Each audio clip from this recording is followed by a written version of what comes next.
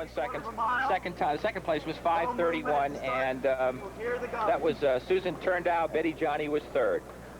All right, now we're having the open adult competition for men and women 20 to 29.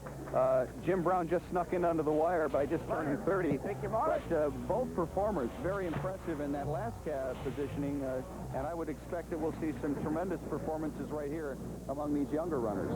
What kind of people are we looking for in this competition, Larry? I think one individual stands out. I'll be surprised if he's not up in the lead or pushing the pace the whole way.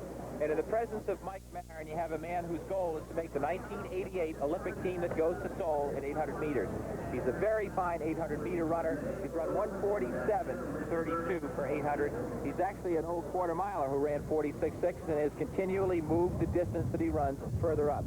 All right, so when we're talking about serious athletes here, we mean exactly that. We're talking about world guys with aspirations of becoming world-level performers. The man on the left of the screen right there that you see kind of rocking back and forth when he runs, who's in the lead, is Dan Skarda, who ran for North Central, and I actually covered one of his cross-country meets for ESPN back in 1981. Running right beside him up there is the fellow I was just mentioning, Mike Marin, who's 25. Skarda is a top marathoner and has run 4:08 for the mile. Let's see how he does. He's obviously coming down to absolutely a wind sprint for him. Larry, does word get back to the starting line after, say, if somebody saw that Gottfried went out too fast, and there's a tendency to do that with that downhill grade? There's any pre-race talk, judging on the experience of the previous competitors? I don't think so, Tim. I think what I'm noticing here is they seem to be looking for the better footing. Notice how Skarda has moved left and moved right as he seeks out, to some extent, maybe it's puddles, but he's also looking for good footing. I might mention here that on a road race like this, the runners usually tend to try and find the center of the road, the crown. A road is very similar in its structure to the makeup of a football field, which down the center is the highest point so that rain can fall off into sewers on the side.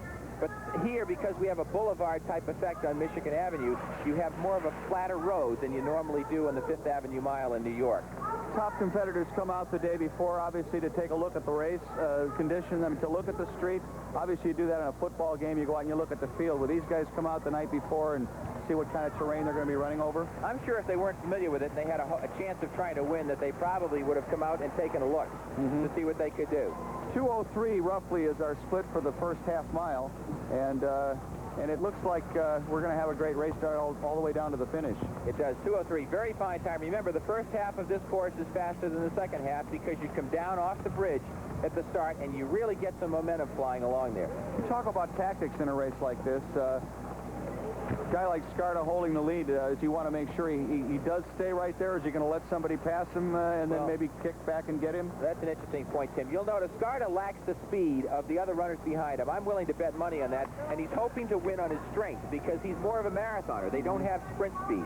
And a person, I think the guy running with him should be tucked right in behind him, as he is now, and try and draft off them rather than run right beside him. It does take effort to push the air side as you are running. And that's why you hear people talk about Bob Beeman's long jump record at altitude in Mexico City. The air is thinner. Here is Skarda putting on a move and pulling away. And we'll see if he's able to sustain that kind of pace.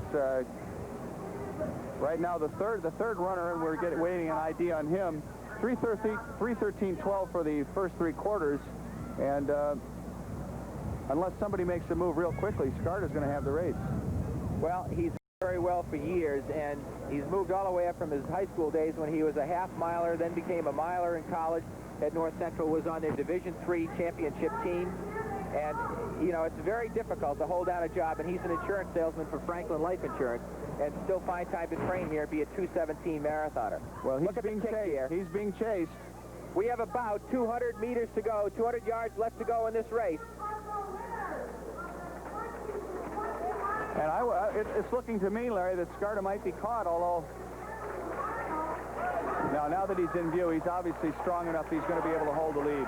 Coming in at about 4:09, 4:10, 4:11, 12, 13, and just slightly under 4:14. That's a terrific performance.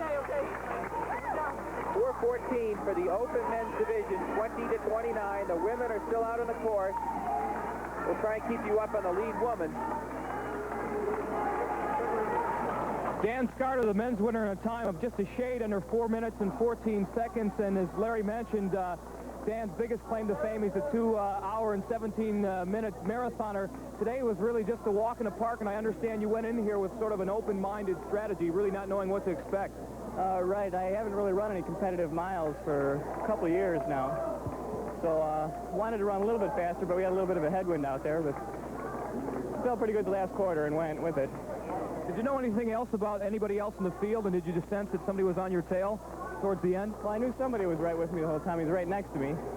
But I didn't know who was going to be here today when I came. Just kind of played it by ear. Yeah. How's this differ from, say, running on the track? The ovals. I think there's a lot more pacing that goes on the track. Here you just kind of go out all out and try and hang in there. On the track, I think you tend to pace yourself just a little bit more. Indeed, 4 minutes and 14 seconds seems like a sprint to me. I know I couldn't do it, and congratulations, Dan. Okay, the women's winner, Kathleen Vaughn, her time...